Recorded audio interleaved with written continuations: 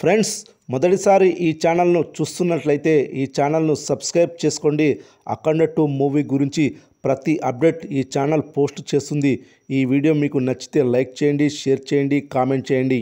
నటసింహ నందమూరి బాలకృష్ణ నటించిన latest movie అఖండ 2 దర్శకుడు Boyapati శ్రీనుతో Balayya hat trick విజయాల తర్వాత 4వ సినిమాగా అఖండ 2 మూవీ వీళ్ళ కాంబినేషన్లో తెరకెక్కింది.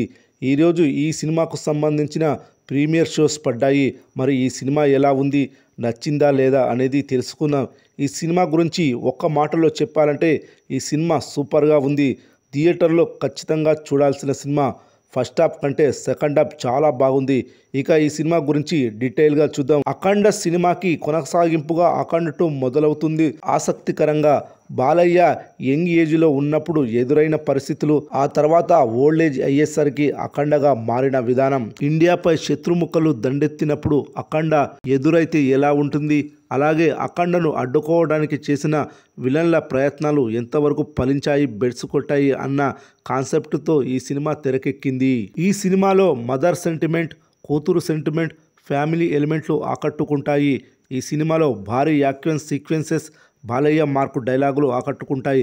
అభిమానులు ఊగిపోయేలా ఉంటాయి బాలయ్య డైలాగులు. ఈ సినిమాలో 2 ట్విస్టులు ఉంటాయి. అవి మాత్రం మీరు థియేటర్లోనే తెలుసుకోవాలి. బాలయ్య తన నట విశ్వరూపాన్ని చూపించాడు ఈ మూవీలో. ఆయన కెరీర్లో బెస్ట్ పర్ఫార్మెన్స్ ఇచ్చాడు.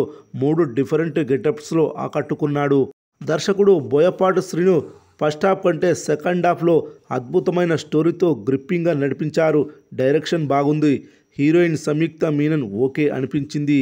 విలన్గా ఆది పినిశెట్టి తన పర్ఫార్మెన్స్తో ఆకట్టుకున్నాడు. ఇక ఈ సినిమాలో ప్లస్ పాయింట్స్ ఏంటంటే చిన్న బాలయ్య ఎంట్రీ సీన్, అఘోరగా Balayya entry scene, interval firing scene, అలాగే pre climax scenes, Hanuman entry scene, mother sentiment, ఇవన్నీ ఈ సినిమాలో మెయిన్ హైలైట్గా నిలిచాయి.